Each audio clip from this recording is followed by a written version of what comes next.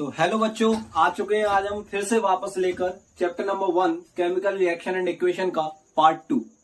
Part 1 में हमने ये सीख लिया था कि what is chemical reaction, what is chemical equation, characteristics of chemical reaction और chemical reaction in everyday life. तो हमने पार्ट 1 में केमिकल रिएक्शन से केमिकल इक्वेशन बनाना सीख लिया था। जिन बच्चों ने पार्ट 1 नहीं देखा है वो लिंक हमारी डिस्क्रिप्शन में है पार्ट 1 की, उसे एक बार जाके विजिट कर ले, क्योंकि फिर पार्ट 2 आपको तभी समझ में आएगा। ठीक है, तो पार्ट 2 में आज हम देखने वाले हैं जो हमने केमिकल रिएक्शन से केमिकल इक्वेशन बनाई थी उनकी बैलेंसिंग।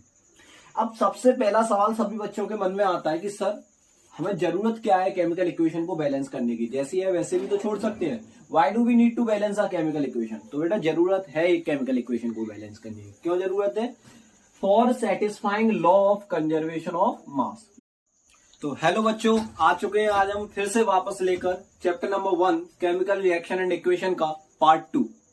पार्ट 1 में हमने ये सीख लिया था कि what is chemical reaction, what is chemical equation, characteristics of chemical reaction और chemical reaction in everyday life. तो हमने पार्ट 1 में केमिकल रिएक्शन से केमिकल इक्वेशन बनाना सीख लिया था। जिन बच्चों ने पार्ट 1 नहीं देखा है वो लिंक हमारी डिस्क्रिप्शन में है पार्ट 1 की, उसे एक बार जाके विजिट कर ले, क्योंकि फिर पार्ट 2 आपको तभी समझ में आएगा। ठीक है, तो पार्ट 2 में आज हम देखने वाले हैं जो हमने केमिकल रिएक्शन से केमिकल इक्वेशन बनाई थी उनकी बैलेंसिंग।